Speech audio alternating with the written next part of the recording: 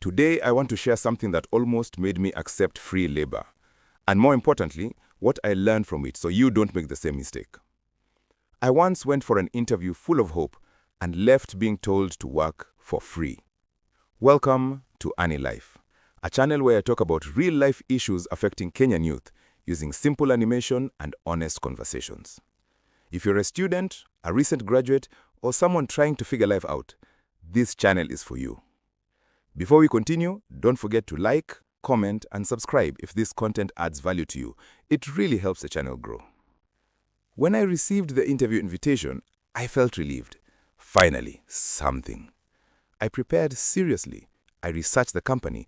I imagined what it would feel like to finally get started. As a graduate, every interview feels like a breakthrough moment. You start picturing stability. You start thinking maybe this is where things begin to change. I walked into that interview confident. I answered the questions well. The conversation flowed naturally. And in my mind, I was already thinking, this might actually work. One thing I've learned though, excitement is good, but it should never replace clear thinking. Then the conversation shifted. They told me they weren't in a position to pay at the moment. They said I would gain experience. They said they needed to evaluate me first. In that moment, I froze. I didn't want to seem difficult. I didn't want to lose the opportunity. I didn't want to go back to being unemployed. So I said yes, even though deep down, something didn't feel right. Looking back, I realized something important. When an offer surprises you, you don't have to answer immediately. It's okay to pause. It's okay to ask questions. It's okay to think. When I got home, reality started setting in.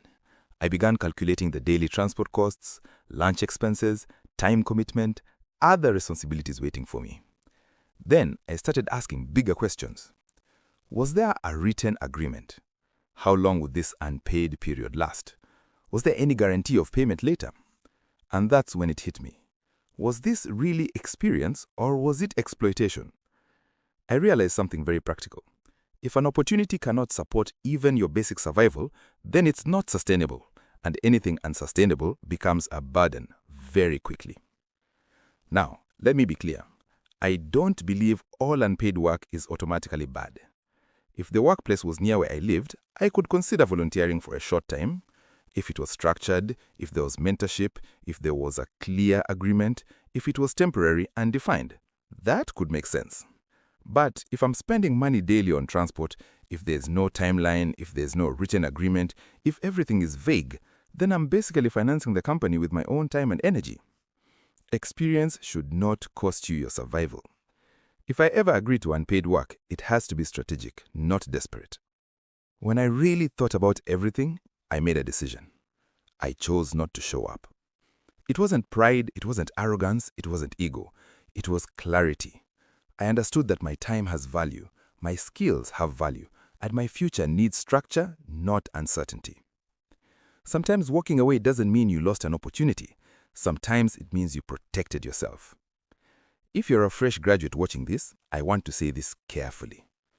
Desperation can make you accept anything. Some organizations rotate unpaid graduates every few months. Some promise future pay that never comes. Some avoid contracts intentionally. Some keep things vague so you can't hold them accountable. Red flags I now look out for: no written agreement, no defined role, no clear timeline, statements like "we'll see how it goes." If there is no structure, there is no protection. Ask clear questions, get clarity, protect yourself early. If I truly lack experience, there are better options.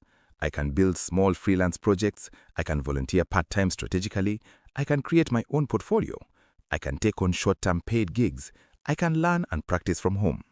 There are ways to build experience without giving away full-time free labor with no structure. Instead of chasing titles, I now focus on building proof of skill. Because proof opens doors, not just promises. Looking back, I'm honestly glad I thought twice. Not every opportunity is truly an opportunity. Sometimes it's a test. Will you accept anything because you're afraid, or will you think long-term? That experience taught me to slow down and evaluate, not just react. So now I'm curious. Would you work for free to gain experience, or would you walk away like I did? Let me know in the comments. I really want to hear your perspective. And if you want to see the mistakes I wish I avoided before graduation, make sure to check out my previous video where I talk about it honestly. Don't forget to like, subscribe, and share this with someone who needs to hear it. This is Life, and I'll see you in the next one.